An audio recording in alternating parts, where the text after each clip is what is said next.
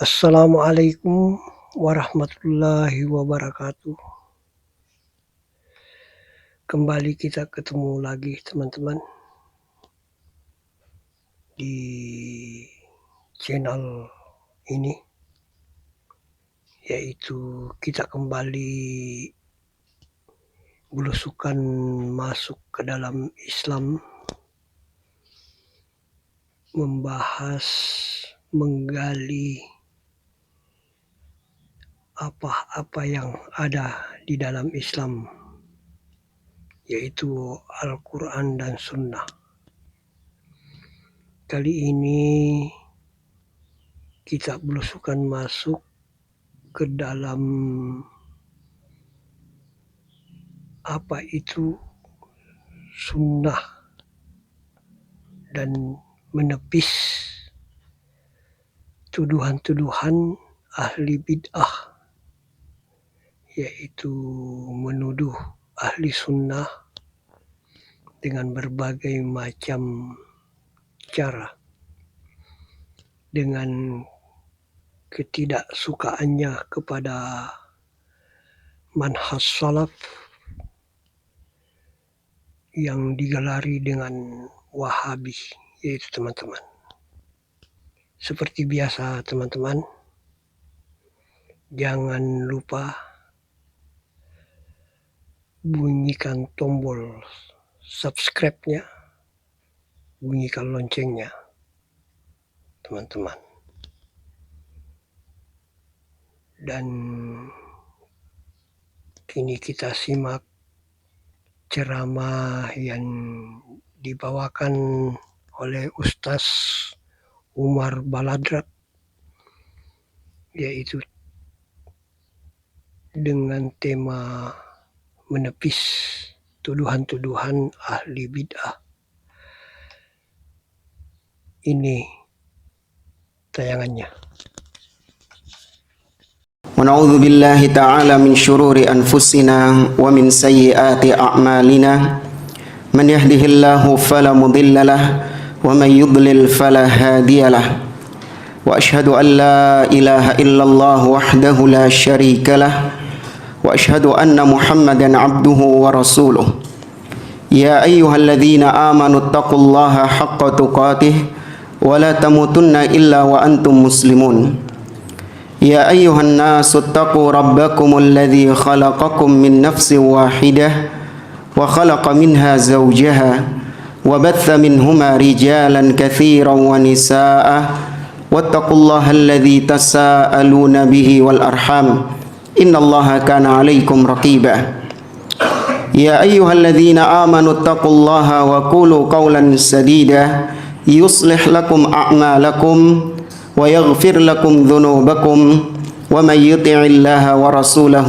فقد فاز فوزا عظيما أما بعد فإن أصدق الحديث كتاب الله وخير الهدي هدي محمد صلى الله عليه وسلم وشر الأمور محدثاتها وكل محدثة بدعة وكل بدعة ضلالة وكل ضلالة في النار.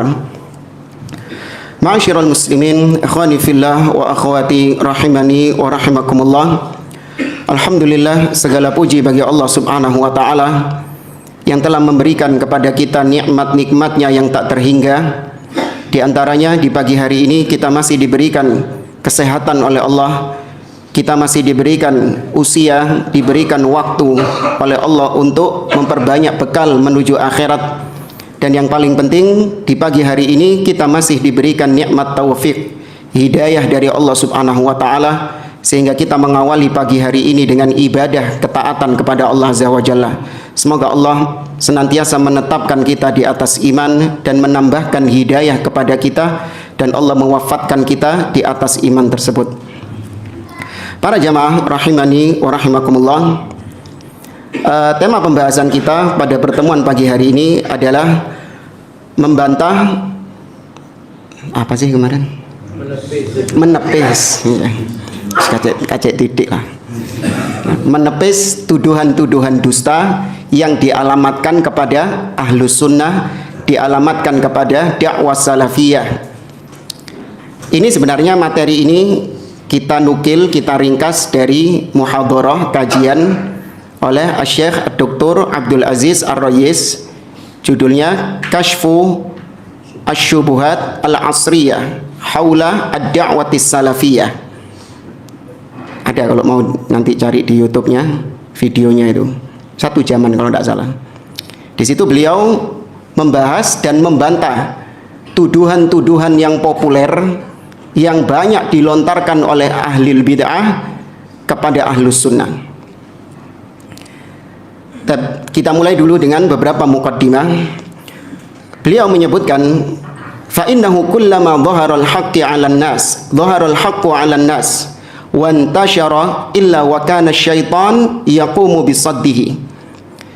Kata beliau, tidaklah setiap kali kebenaran itu nampak di hadapan manusia dan kebenaran itu menyebar di tengah-tengah manusia, kecuali pasti syaitan dan tentara-tentaranya berusaha keras untuk menghalangi manusia dari kebenaran itu. Allah Azza wa Jalla berfirman dalam surah Al-An'am, wa kadzalika ja'alna likulli nabiyyin aduwan syayatinal insi wal jin yuhi ba'dhum ila ba'din zukhrufal qawli ghurura.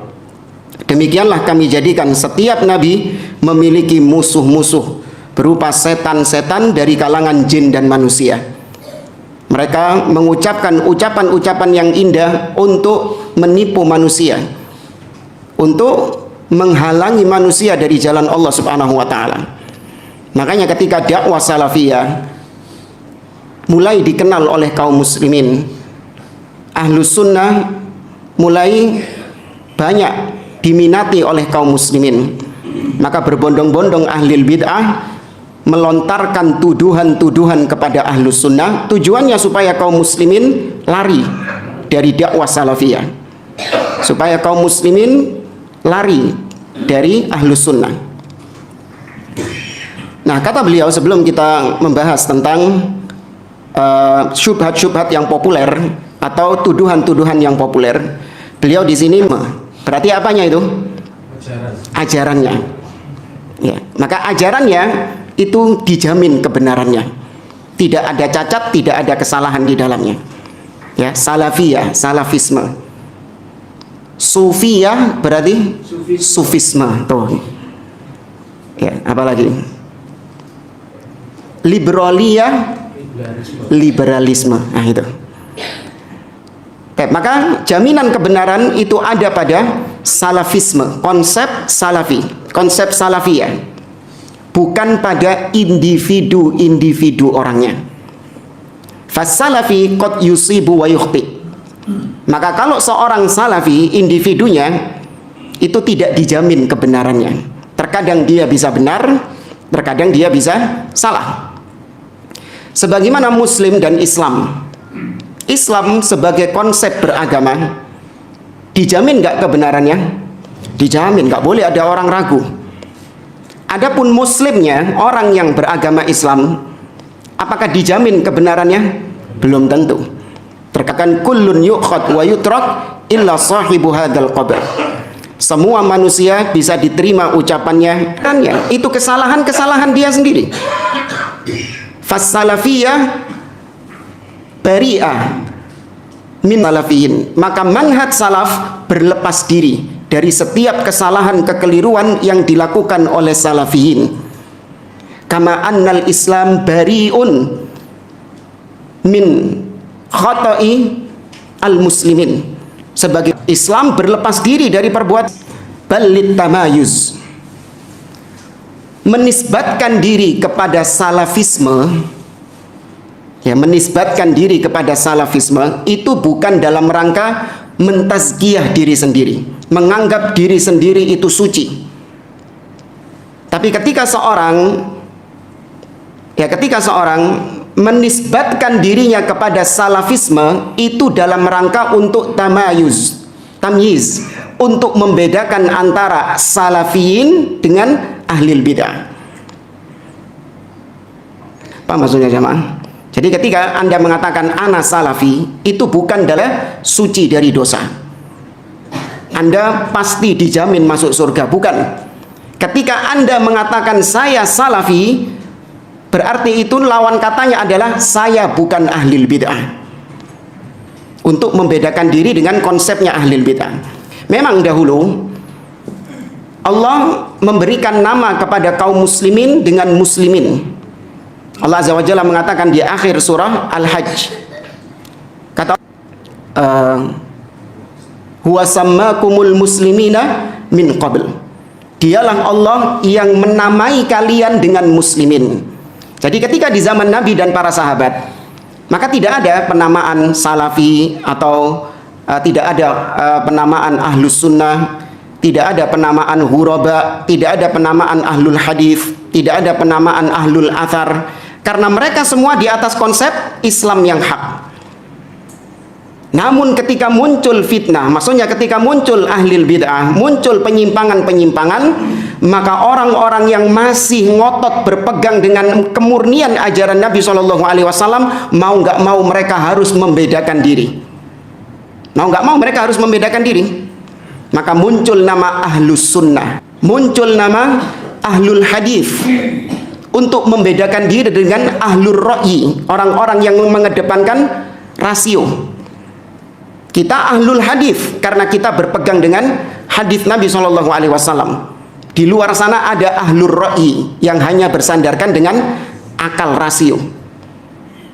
Muncul penamaan as-salafiyun untuk membedakan dengan al-khalafiyun, ya, yang mereka beragama dengan konsepnya orang-orang belakangan, sedangkan kita salafi beragama dengan konsepnya orang-orang terdahulu. Ini asal mula kenapa muncul nama-nama demikian, sekali lagi untuk tamyiz, membedakan ya dengan ahlul bid'ah tersebut. Karena ahlul bid'ah juga pakai nama muslimin juga enggak? Pakai, mereka juga pakai nama muslimin. Kama anna rajul intasaba ila sunnah fayaqulu ana sunni, fahadha min babil ikhbar wat tamayuz. Sebagaimana seorang ketika menisbatkan dirinya kepada sunnah, maka dia mengatakan ana sunni, ya, aku adalah sunni. Ini dalam rangka untuk mengabarkan kepada orang lain bahwa saya berislam di atas sunnah, membedakan diri, membaiat beliau sebagai ulil amri kita, meskipun kalian gak terima. Jangan malah ngeles. Oh enggak kok, kita nggak kayak gitu kok. Demi untuk meraih hatinya, demi untuk cari muka di hadapannya, demi untuk supaya nggak dicaci maki. Karena menurut mereka, terutama orang-orang Khawarij, ya, menjadikan atau meyakini Presiden Jokowi sebagai ulil amri, menurut orang-orang Khawarij itu adalah kemurtadan, itu adalah kekufuran. Maka demi untuk meraih hati mereka, antum kamuflase. Enggak, salafi itu enggak kayak gitu kok. Lu jangan tampakkan, iya, kami memang menganggap dan meyakini dan kami membaiat Presiden Jokowi sebagai ulil amri, meskipun kalian enggak suka. Apalagi contohnya banyak ini, ahlul bid'ah menuduh ahlus sunnah dengan tuduhan yang benar. Apa? Ahlul bid'ah menuduh ahlus sunnah bahwasanya ahlus sunnah itu meyakini semua orang yang di luar Islam itu kafir. Ini dilontarkan oleh orang-orang liberal. Salafi itu menganggap yang di luar Islam itu kafir.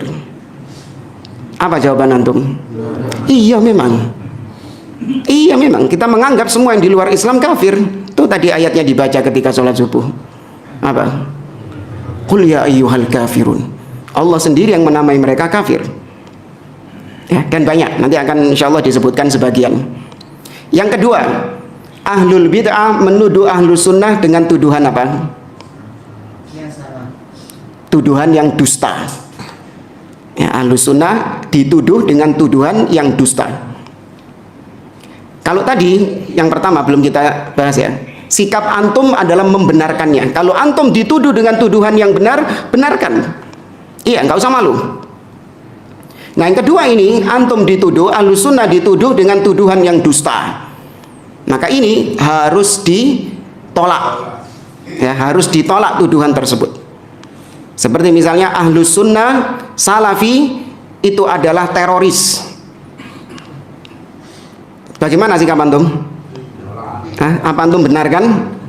Naudzubillah. Ditolak dengan tegas. Enggak, justru kita yang terdepan membantah teroris. Apalagi?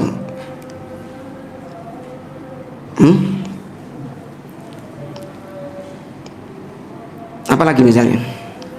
Tadi anak perjalanan sini banyak kok. Iya, perjalanan ke sini tadi banyak kok ngumpulkan ini. Hilang semua, qadarullah. Ya, tapi paham ya poin yang kedua ini ya. Antum dituduh dengan tuduhan yang dusta, maka harus ditolak. Itu yang ketiga ini. Ya, ini yang ketiga. Ahlus Sunnah dituduh dengan tuduhan yang abu-abu. Ada sisi benarnya, tapi ada sisi salahnya. Nah, yang seperti ini, maka sikap kita apa? Memperinci. Ya, yang seperti ini sikap kita memperinci. Seperti tadi, Ahlus Sunnah dituduh suka mengkafirkan. Maka ini diperinci, apa maksudmu mengkafirkan? Apakah mengkafirkan yang Allah kafirkan dan Rasul kafirkan? Kalau itu yang kau maksud, iya. Ahlus Sunnah mengkafirkan yang Allah kafirkan dan yang Rasul kafirkan. Tapi kalau yang kau maksud adalah Ahlus Sunnah gemar mengkafirkan kaum muslimin tanpa hak, mengkafirkan kaum muslimin serampangan, maka kita tolak. Ahlus Sunnah bahkan sangat jauh dari mengkafirkan secara serampangan. Ahlus Sunnah memiliki konsep terpenuhi syarat-syaratnya dan dihilangkan penghalang-penghalangnya. Sangat berhati-hati Ahlus Sunnah dalam mengkafirkan individu. Terus apa yang kau maksud Ahlus Sunnah suka mengkafirkan? Apakah Ahlus Sunnah kau tuduh suka mengkafirkan hanya gara-gara Ahlus Sunnah menjelaskan tentang hukum perbuatan ini kafir, kufur? Barang siapa yang melakukannya maka dia keluar dari Islam.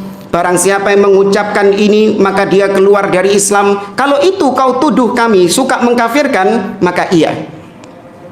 Ya, karena memang dalil-dalilnya jelas.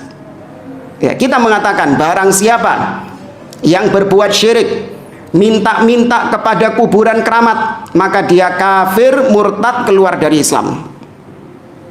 Benar apa enggak? Sahih. Tapi ini hukum secara apa? Global. Adapun individu-individu muslimnya, Ahlus Sunnah sangat berhati-hati dalam mengkafirkan individu-individunya. Ya, maka harus dibedakan antara vonis secara global dengan vonis secara individu. Ya. Nah, ahli bid'ah digebiah uyah. Mereka ngelihat pokoknya Salafi itu suka tukang ngafirin orang.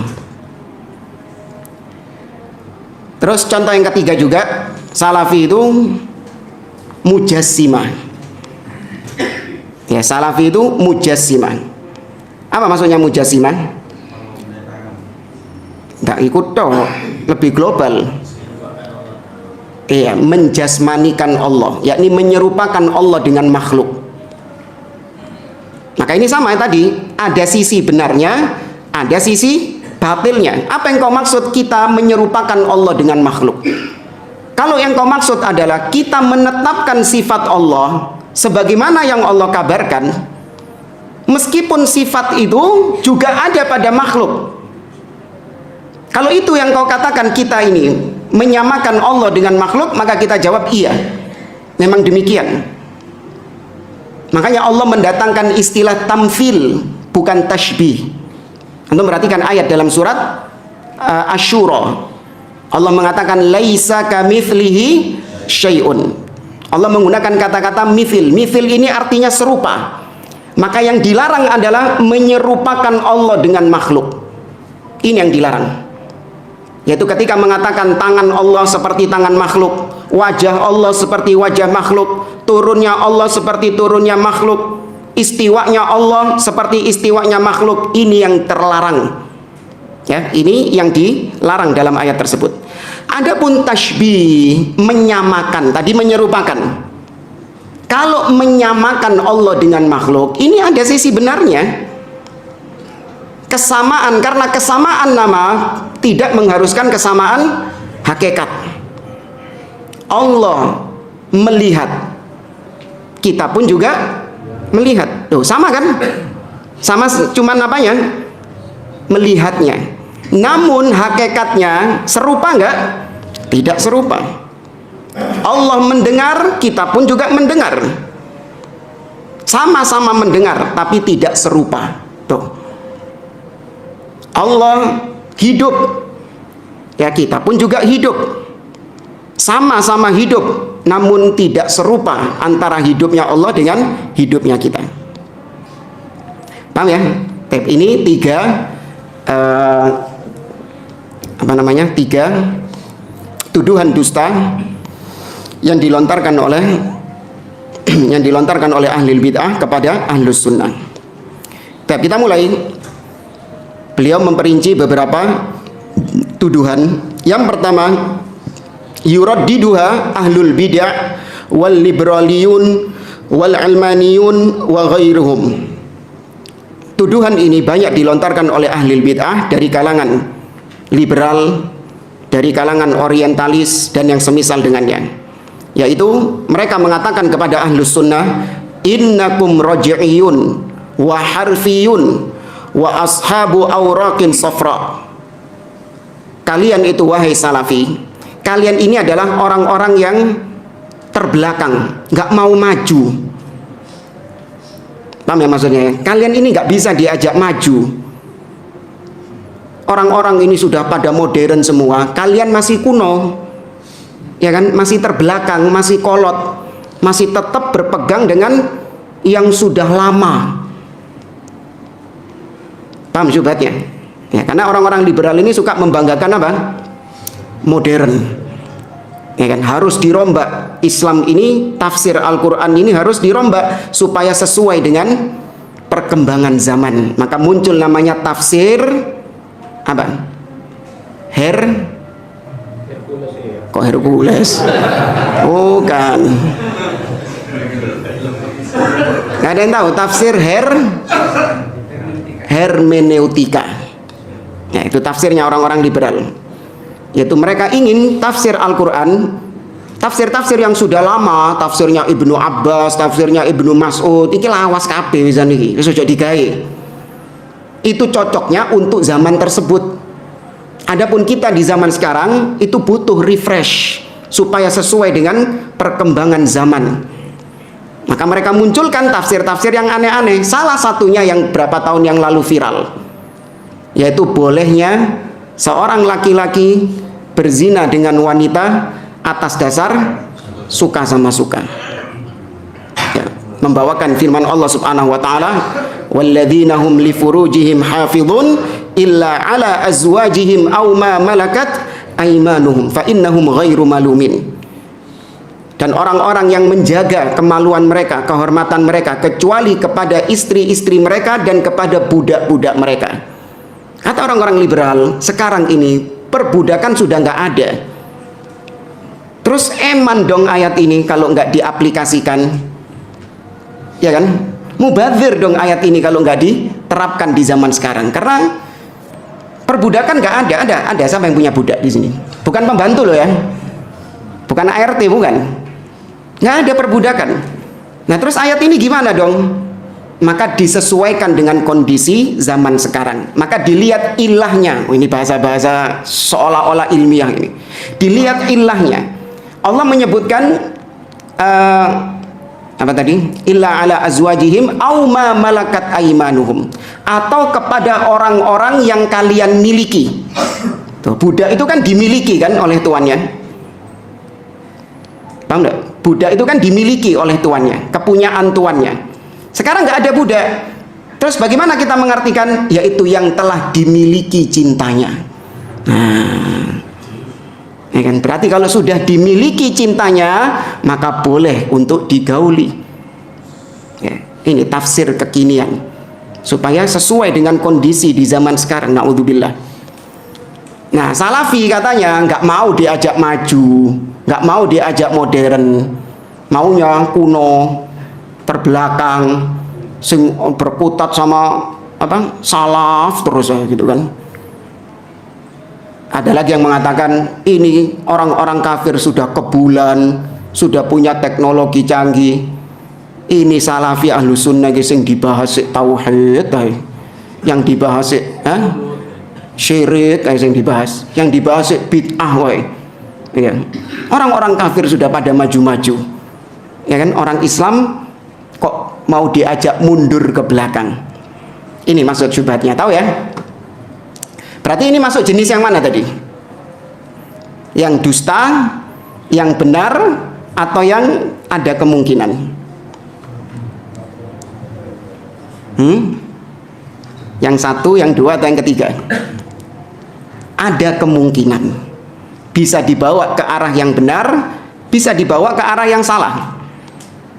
Ya, maka kita lihat di sini kata beliau, hada lafdun mujmal. Kata Syekh Abdul Aziz Ar-Rayis, kalimat kalian yang mengatakan kami ahlus sunnah ini adalah kaum yang terbelakang, ini adalah kalimat-kalimat yang mujmal, yang global.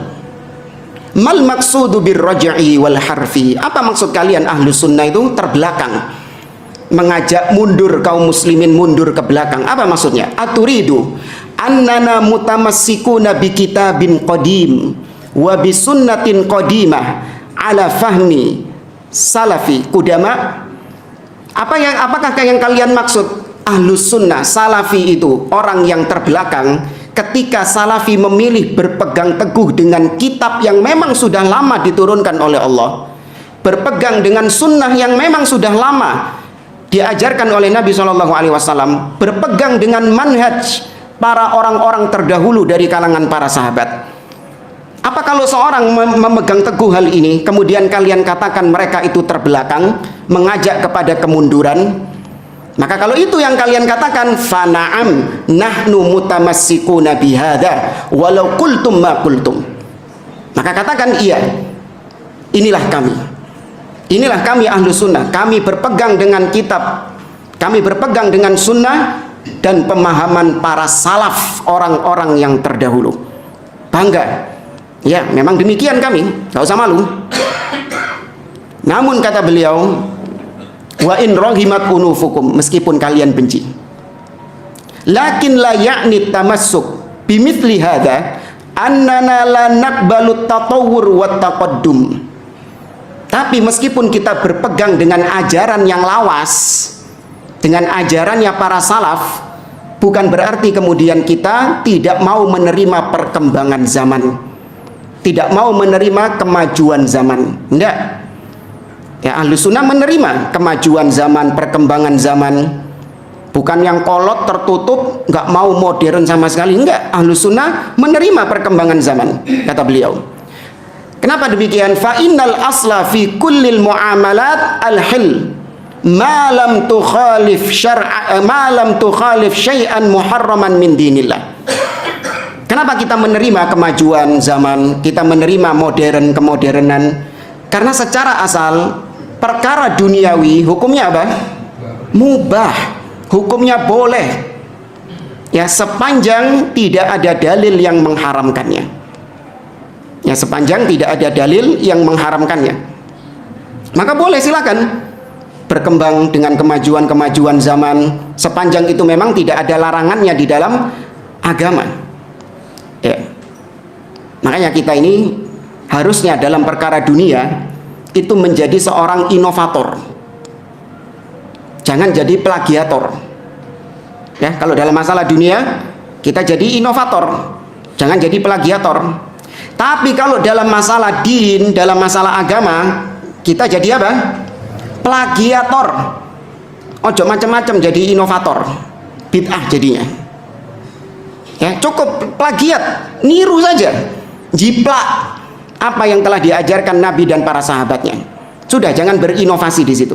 Masalah dunia silahkan, sepanjang itu tidak menyelisihi agama Allah, tidak ada keharaman di dalamnya, maka silahkan.